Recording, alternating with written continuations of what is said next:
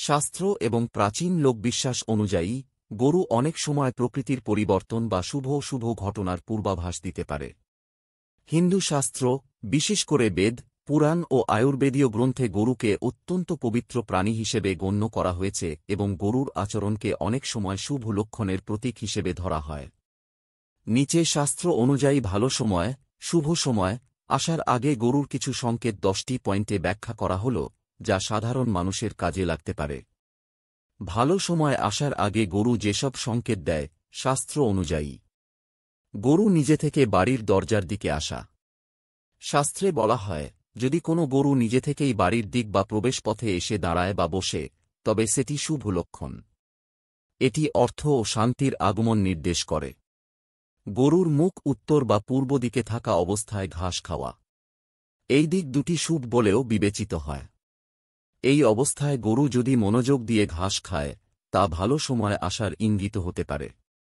গরুর গায়ে হঠাৎ কপাল বা পিঠে সাদা দাগ দেখা দেওয়া। শাস্ত্রে বলা হয়, এই ধরনের পরিবর্তন ঈশ্বরের কৃপা সূচক। পরিবারে মঙ্গল ও সমৃদ্ধি আসার পূর্বাভাস। গরুর আচরণ অত্যন্ত শান্ত ও কোমল হওয়া। গরু যদি হঠাৎ অস্বাভাবিকভাবে শান্ত হয়ে যায়, কম আওয়াজ করে এবং গৃহস্থের চারপাশে ঘোরে, তাহলে সেটি পরিবারে সুখ সমৃদ্ধি আগমনের পূর্ব সংকেত। গরু ঘন ঘন লেজ নাড়ানো ও খুশিমুখে হেঁটে বেড়ানো। এটিকে সৌভাগ্যের লক্ষণ হিসেবে ধরা হয়, যা ব্যবসা বা জীবনে অগ্রগতির ইঙ্গিত।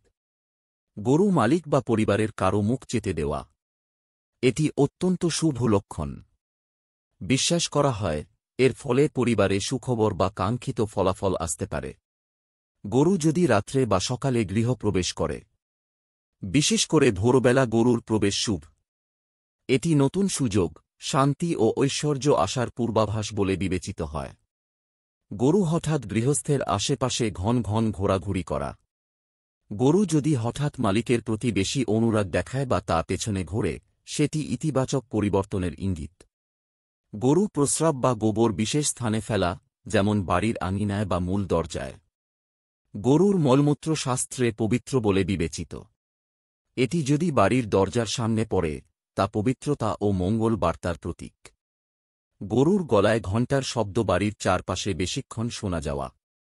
অনেক সময় এটি দেবতার আগমনের পূর্বাভাস বলা হয়। পরিবারের ওপর দেবত্রী কৃপা আসার ইঙ্গিত। এই সংকেতগুলি শাস্ত্র, পুরাণ ও লোকবিশ্বাস ভিত্তিক এবং আধুনিক বৈজ্ঞানিক বিশ্লেষণের সঙ্গে সবসময় মিল নাও থাকতে পারে। তবে গ্রামবাংলার অনেক পরিবার আজও এসব লক্ষণ বিশ্বাস করেন এবং অনেক সময় এগুলো বাস্তব জীবনের অভিজ্ঞতার সঙ্গে মিলে যায়।